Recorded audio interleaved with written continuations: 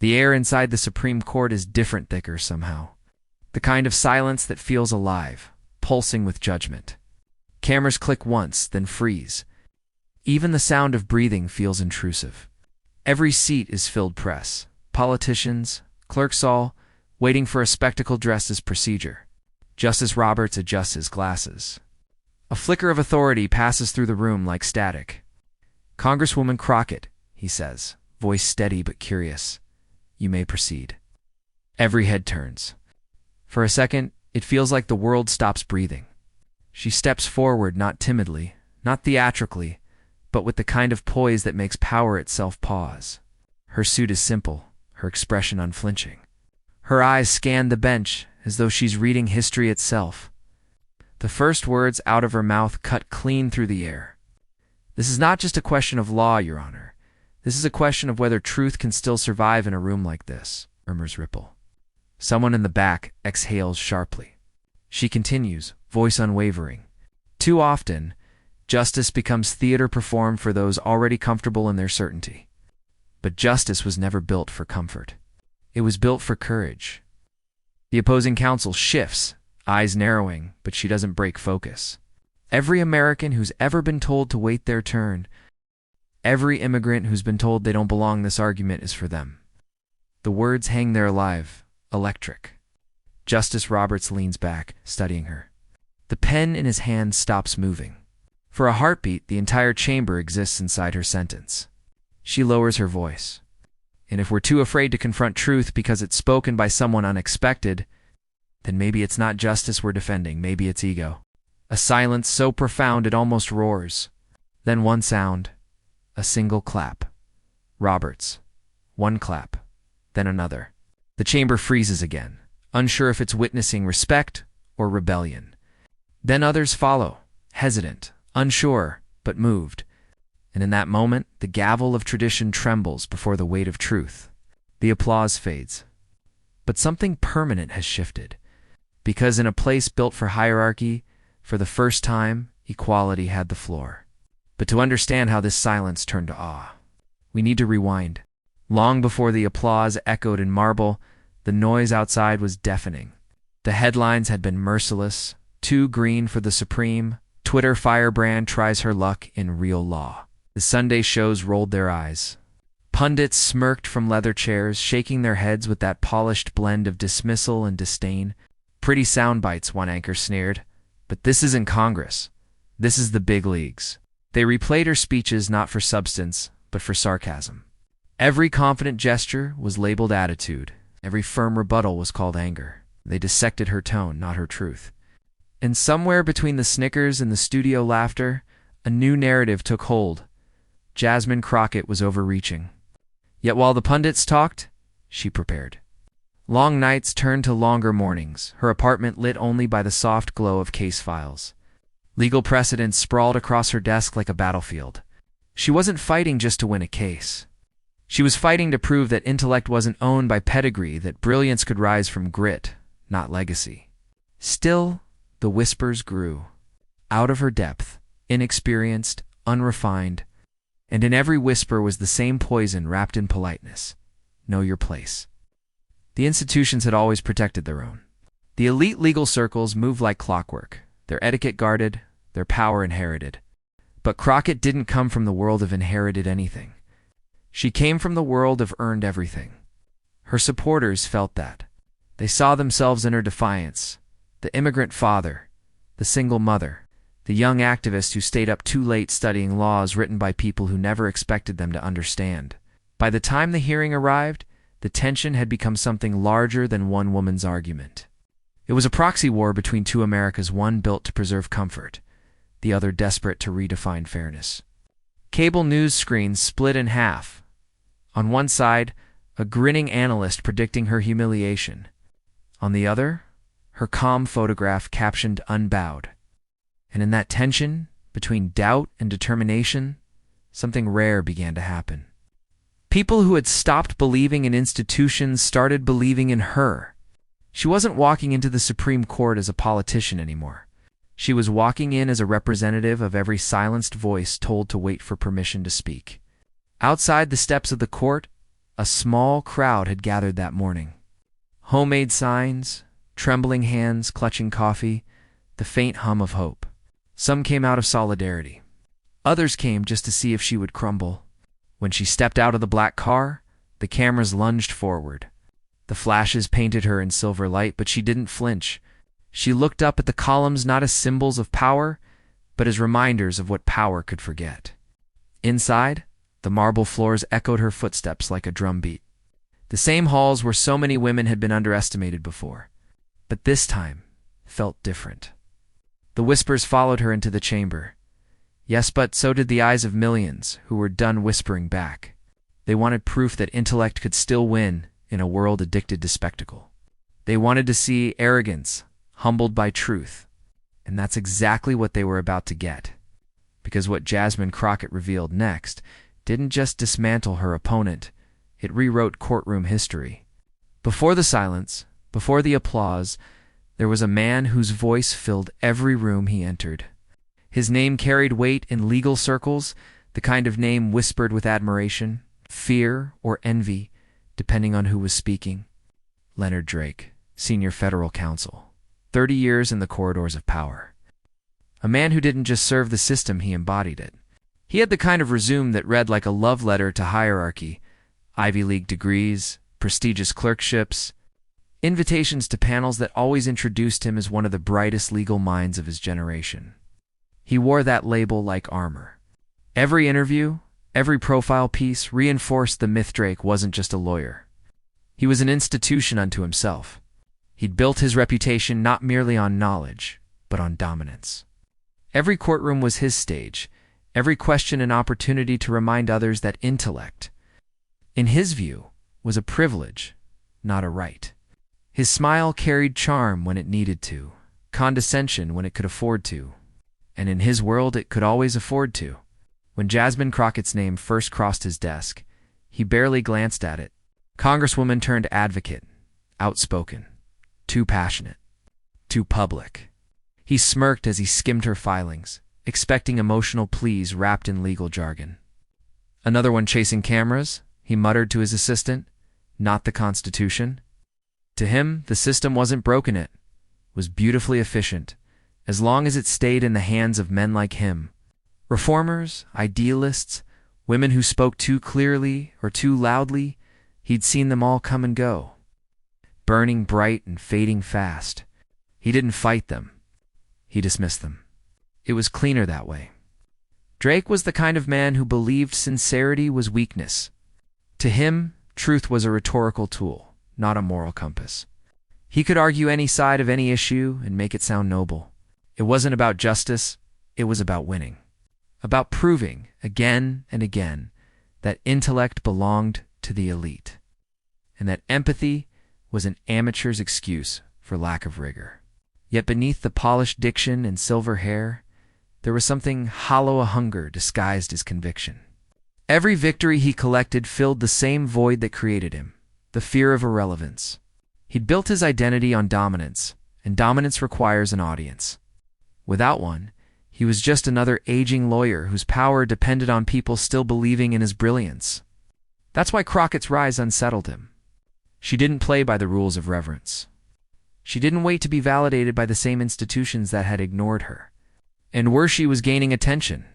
Her sharp exchanges on the House floor were circulating online. Her command of the law admired not in law reviews, but by the people.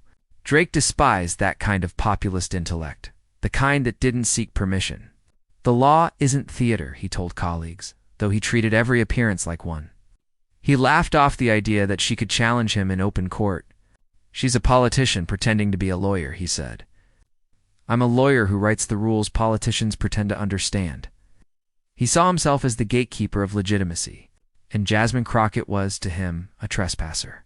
Behind closed doors, his confidence curdled into irritation.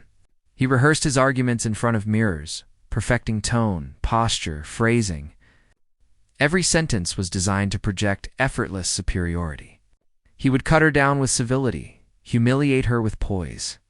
And when it was done, the press would call it a masterclass in composure.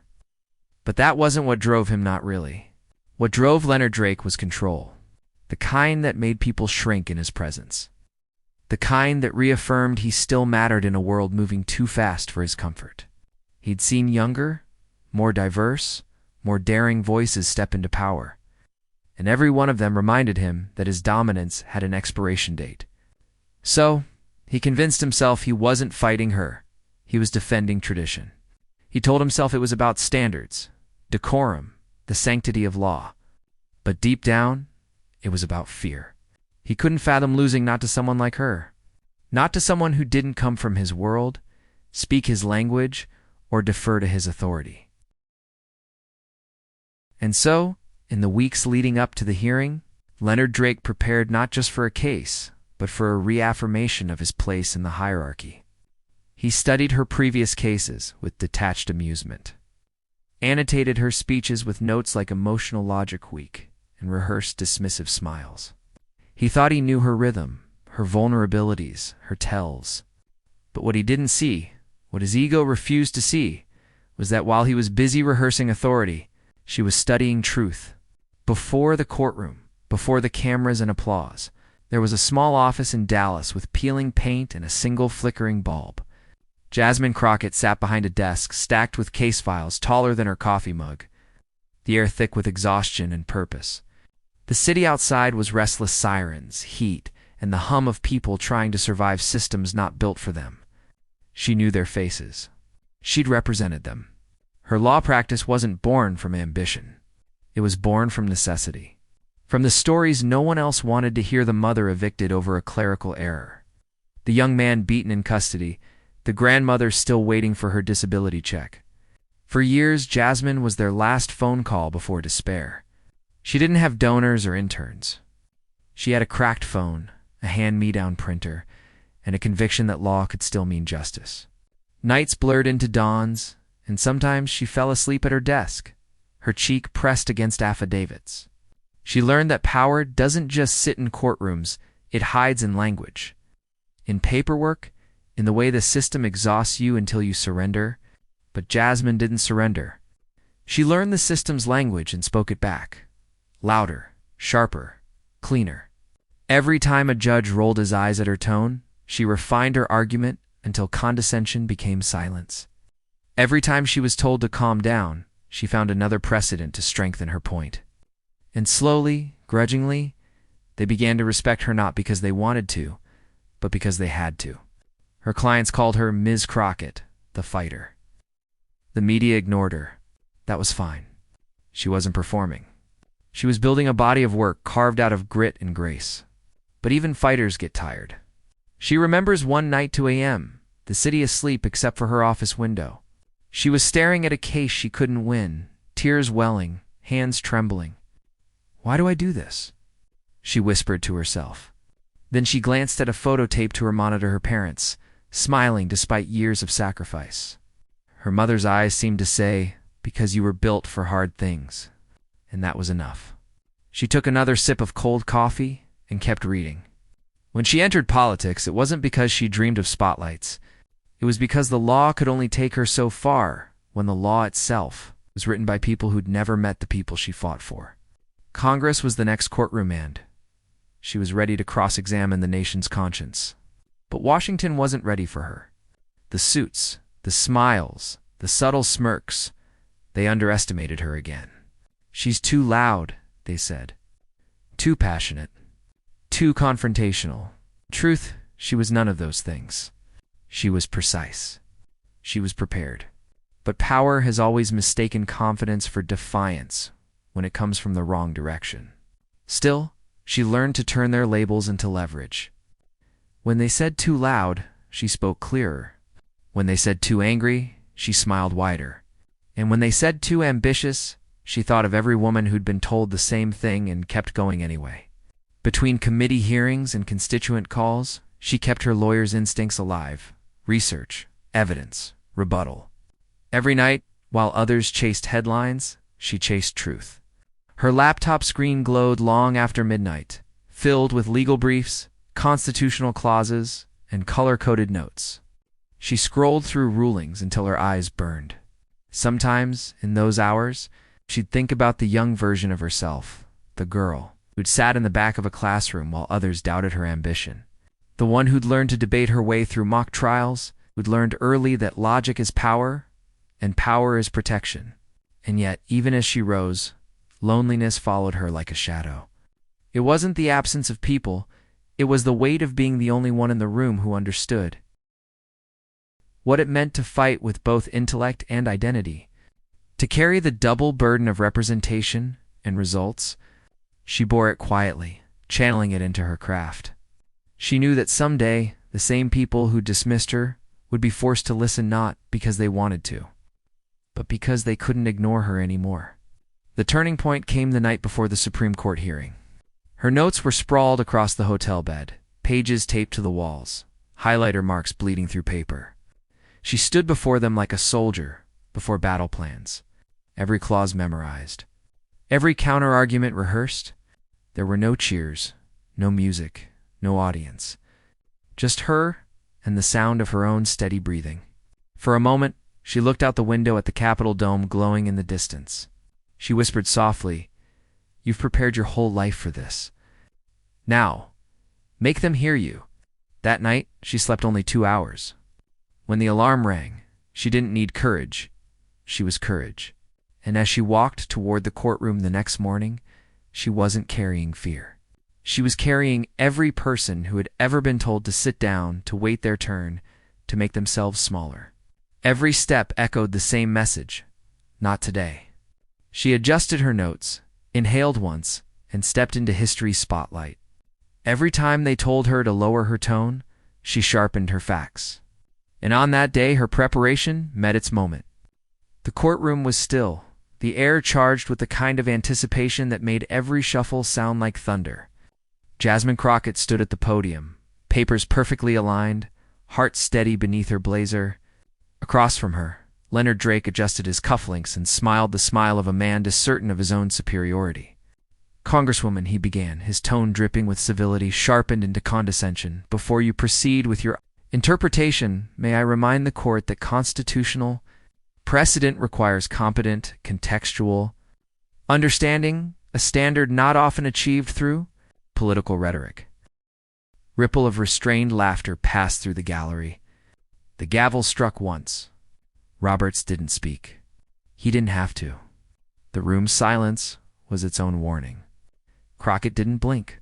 She let the words hang, measured the arrogance behind them, then spoke, calm, deliberate, precise. "Mr. Drake, I appreciate your concern for competency. Fortunately, my legal education included reading the very precedents you're referring to. Perhaps we can revisit Marbury v. Madison, you know. The foundation of judicial review you seem so eager to selectively forget." The smirk faltered, just slightly. He cleared his throat.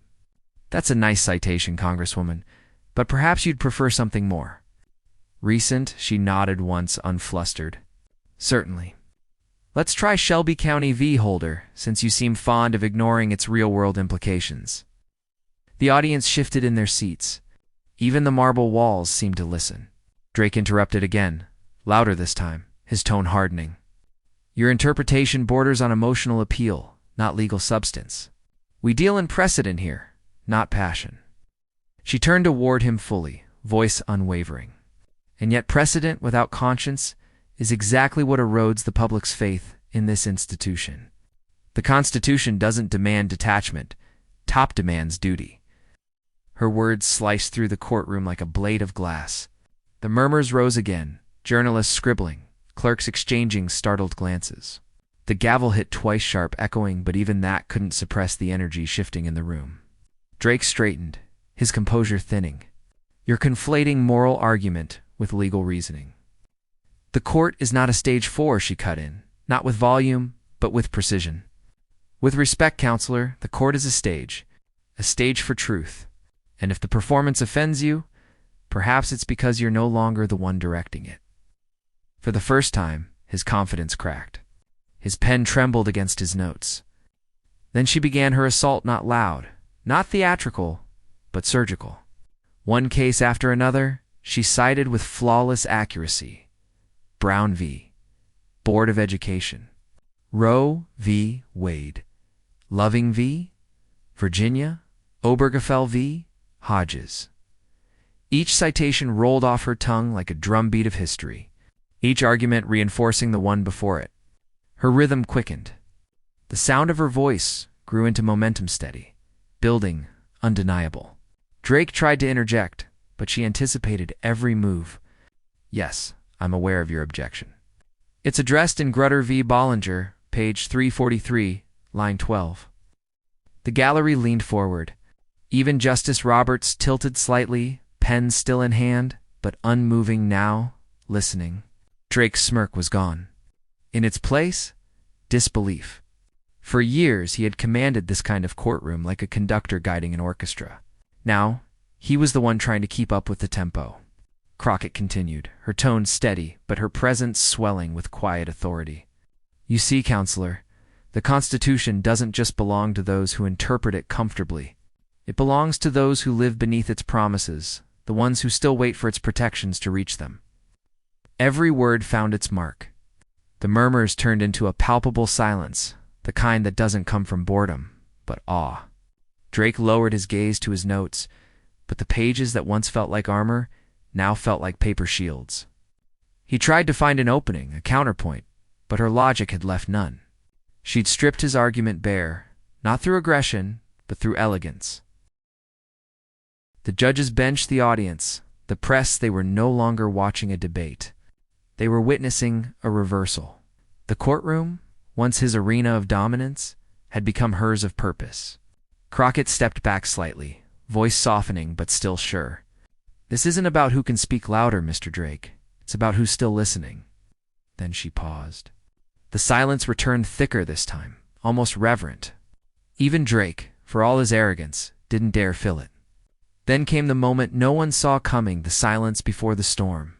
The courtroom had become a storm without thundercharged, waiting, motionless. Every breath seemed to hang on what Jasmine Crockett would say next. She stood centered beneath the dome of the Supreme Court, her posture unbroken, her gaze fixed not on her opponent, but on the ideal of justice itself. The light above her desk caught the edges of her notes, reflecting a faint glint like steel. Your Honor, she began, tone low but certain. We've heard argument after argument built on the assumption that precedent is protection. But precedent without progress is stagnation. And stagnation in the name of law is injustice by another name. A murmur rippled through the gallery. Cameras clicked. A reporter mouthed to another, "She's turning this." Drake scoffed softly, trying to reclaim the rhythm. With respect, Congresswoman, the law isn't a vessel for emotion. She didn't let him finish. Then explain Plessy v. Ferguson. Was that logic or comfort? Was Brown v. bored emotion or evolution? He blinked, caught mid-retort. The room tightened. The gavel didn't strike. Even Justice Roberts seemed unwilling to break the spell. Crockett took a slow step forward, her tone sharpening. Every time reformers have stood in this chamber, they've been told the same story. That they're too bold, too passionate, too soon. But if this institution is truly sacred, it shouldn't fear challenge. It should welcome it. Statement pause. Reaction shot Raybert's eyes lift from his notes. A young clerk freezes mid-typing. The echo of her words lingers like a drumbeat. Drake forced a grin. You're appealing to sentiment, not law. She leaned slightly toward him. I'm appealing to the truth the law was meant to serve. Her voice gained momentum, rising with deliberate cadence. Because the Constitution isn't a museum exhibit. It's a mirror. And right now, it's reflecting back the faces of those who've been told they don't belong here. The gallery stirred reporters whispering, pens scratching furiously. Somewhere, a camera's shutter clicked like a metronome, marking history in real time. Drake's confidence began to slip from poise to irritation. Congresswoman, you're treading dangerously close to political grandstanding. Crockett didn't flinch. No, Counselor. I'm standing exactly where the people placed me, to remind this court that politics is what happens when justice fails. A young intern, barely 22, watched with wide eyes his future in law, suddenly looked different. Drake straightened his tie, tried one last pivot. Let's speak plainly then. You're implying that the system itself is broken? She smiled, a slow, knowing smile. No, I'm implying it's unfinished. Another pause. Another silence that said more than any argument. Then she began the dismantling, point by point, citation by citation. Her words moved like a scalpel clean, deliberate, merciless. On page 74 of your brief, she said, you invoke Article 3 as though it shields you from accountability. But you omitted the part that assigns responsibility to uphold, not avoid equity. Drake shifted, trying to interject, but she was already ahead. And when you quoted Federalist Paper No. 78, you framed judicial independence as immunity from public will? That's not interpretation. Counselor, that's insulation. The words landed with weight. Reaction shot, a journalist's raised eyebrow. A quiet gasp from the back row. Justice Roberts' pen stopped mid-note. Crockett pressed on, her voice growing more rhythmic, more controlled. For decades, this court has been treated as a cathedral of intellect. But intellect without integrity is arrogance in a robe. Statement paused. The stillness was deafening. She turned slightly toward the bench. Justice Roberts, you once wrote that the legitimacy of the judiciary rests on public confidence in its impartiality. But how can the public have confidence when truth is treated like an intruder? Roberts' fingers flexed on the bench. He didn't move, but the flicker of respect was unmistakable. Drake's papers trembled now, his voice thinner. Congresswoman, this rhetoric might play well in a campaign, but it doesn't belong in a court of law. She met his eyes. And yet here we are. You've had the law on your side for years. Today I brought the people. The gallery erupted in a collective inhale. Even the marble seemed to hold its breath. Crockett looked back at the justices, her tone softening, but her resolve deepening. This isn't defiance. It's duty. The Constitution doesn't demand comfort. It demands courage. It doesn't ask us to stay silent. It demands that we speak, especially when silence serves the powerful. Statement. Pause. Reaction. Shot reporters' eyes darting toward one another. Cameras refocusing. A faint, audible gasp. Drake sank slightly into his chair. His argument lay before him, dissected. Every page, every citation, every tacticon done. Crockett took one final breath, her closing words measured like a verdict. The Constitution doesn't demand silence, it demands accountability. Then silence. Pure, absolute silence. It stretched for a moment that felt eternal. You could hear the ticking of a watch, the distant hum of fluorescent light, the heartbeat of a nation listening. And then, the sound no one expected, a single clap. Justice Roberts. One deliberate, echoing clap. It reverberated through the chamber like a gavel of approval. Then another. Then another. Reporters froze, unsure whether to write or just witness. Clerks looked at each other in disbelief. Even the marble pillars seemed to lean closer. Drake sat motionless, the color draining from his face. Crockett stood tall, not triumphant, not smug, simply steady, as though the moment wasn't victory but vindication. Robert's applause remained slow, deliberate, respectful. Congresswoman, he said quietly, that was unprecedented. No one moved. No one breathed. It was a gesture forbidden by decorum, yet demanded by conscience. A silent acknowledgement that power had met truth, and truth had not flinched. The moment would become legend, the Chief Justice, applauding a congresswoman who dared to remind the highest court what justice sounds like. Outside, cameras would later flash, pundits would scramble to frame it, and history would try to catch up. But inside that chamber, something larger than reputation had shifted. It wasn't about winning the case anymore. It was about reclaiming the soul of justice. As the applause faded, the air remained heavy with what it had witnessed. A murmur ran through the press rows, a whisper spreading like electricity. She changed the room. Jasmine Crockett gathered her notes, her movements calm, almost reverent. She didn't look at Drake. She didn't need to. Her eyes lingered instead on the seal of the court above the bench. The motto carved there seemed to gleam differently now, as if its meaning had just been rewritten in real time. She turned, ready to leave the podium. But as the last echo of applause died, something unseen began to ripple beyond those walls. Tweets, headlines, debates. because this wasn't just a courtroom moment. It was the kind of truth that refused to stay contained. But the real shock came after the applause. The moment the clip hit the airwaves, the world stopped scrolling. A single frame Justice Roberts' slow clap, his expression unreadable. Jasmine Crockett standing motionless looped across every network, every feed, every timeline. Within an hour, hashtags began to bloom like wildfire. Hashtag Crockett crushes. Hashtag respect turned. Hashtag when truth speaks. Cable anchors stumbled over their intros, unsure whether to call it rebellion or revelation. One pundit murmured on live television, "I've never seen anything like this." The Chief Justice clapping? That wasn't politics. That was awe. Clips flooded social media, 20-second edits, cinematic remixes, slow motion, zoom-ins of Roberts' hands meeting in applause. The audio one clap, then echoed across the internet like a call to arms. A TikTok edit scored the moment to a swelling orchestra.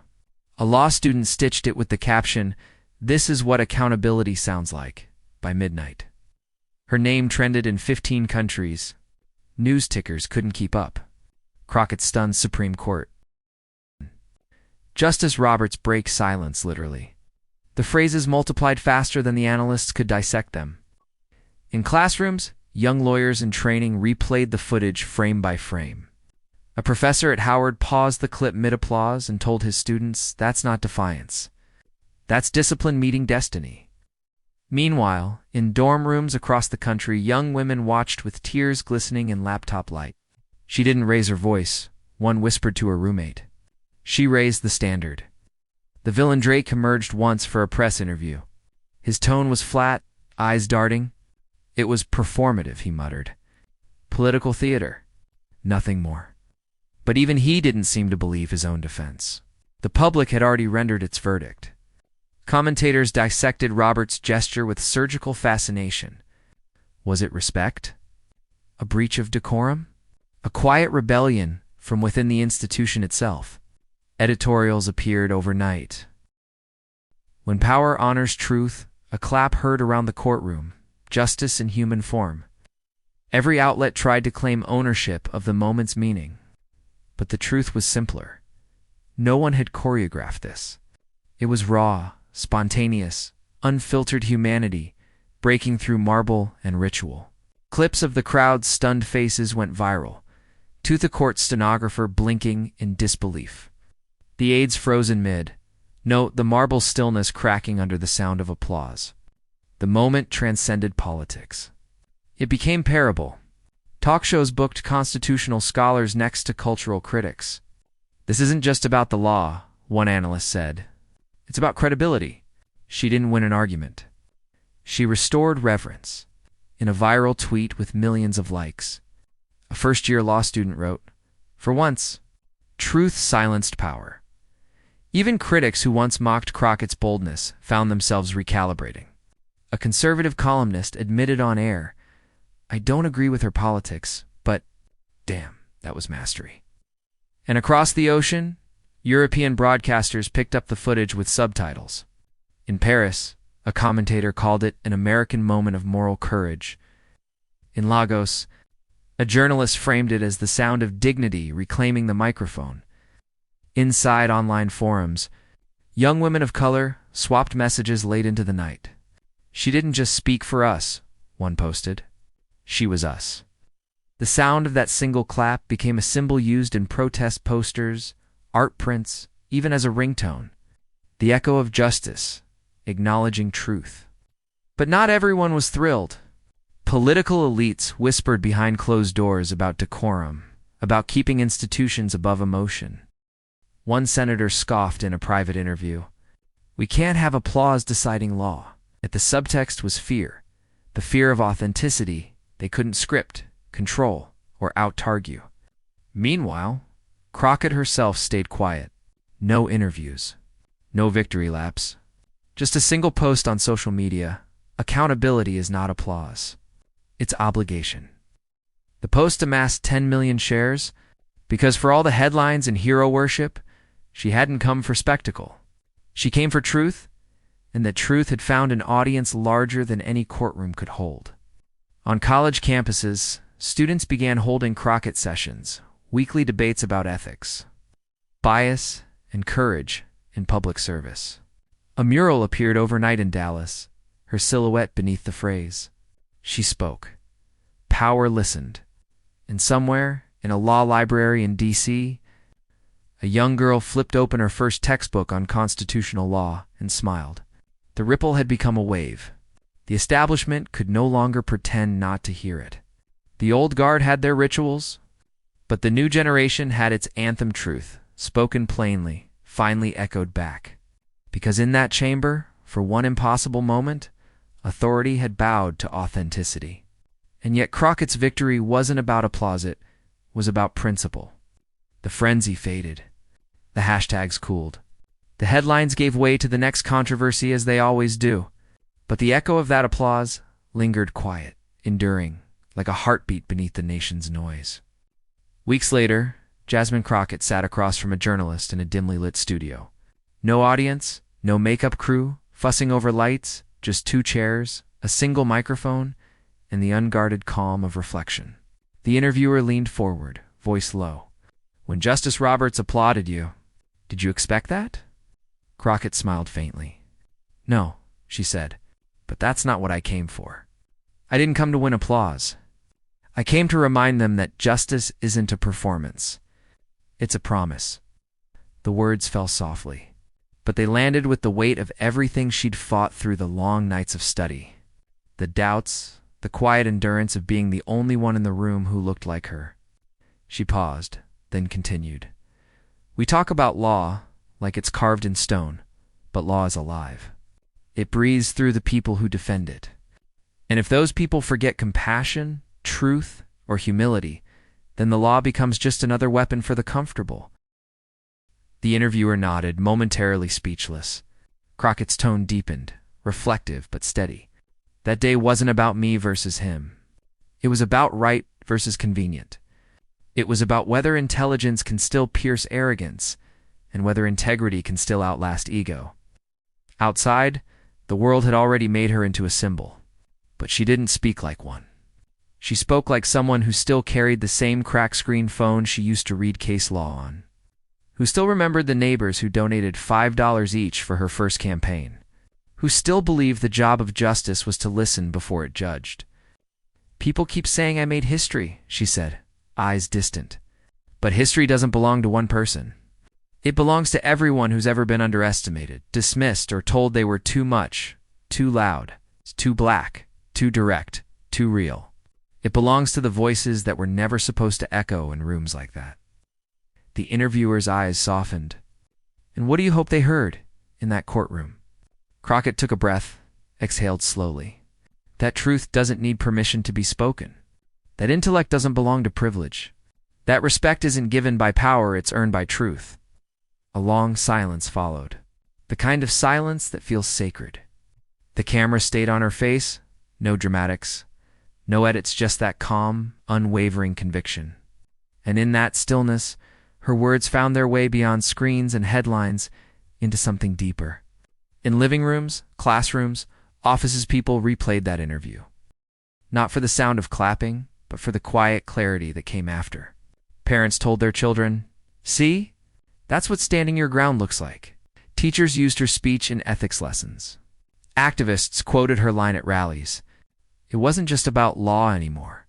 It was about identity and the right to carry it proudly into any room without apology. Because Crockett's triumph wasn't loud, it was luminous. It wasn't about overpowering arrogance. It was about outlasting it. And as the camera faded to black, her final words lingered. Almost whispered, the courtroom didn't just fall silent, it listened. From doubt to defiance, from defiance to dignity. And from dignity to respect, Jasmine Crockett's journey wasn't about one courtroom victory. It was about the moment a nation remembered what justice was meant to sound like. Justice Roberts' applause wasn't an act of praise. It was a reckoning, a reminder that even the highest seats of power can still bow to truth when it stands unshaken. For one fleeting instant, the ritual of hierarchy gave way to the rhythm of humanity. Crockett didn't demand respect. She earned it one fact, one sentence, one truth at a time. And in doing so, she gave millions something far greater than a headline.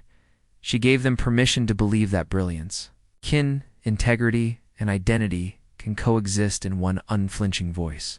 So if you believe brilliance deserves to be seen, not silenced, share this story. If you believe truth still matters like this video, and if you want more stories where courage challenges power, where dignity dismantles arrogance, and where truth earns its standing ovations, subscribe and join the movement. Because that single sound of applause wasn't just for her, it was for everyone who's ever been underestimated, dismissed, or told to stay quiet. It was the sound of justice, remembering its purpose.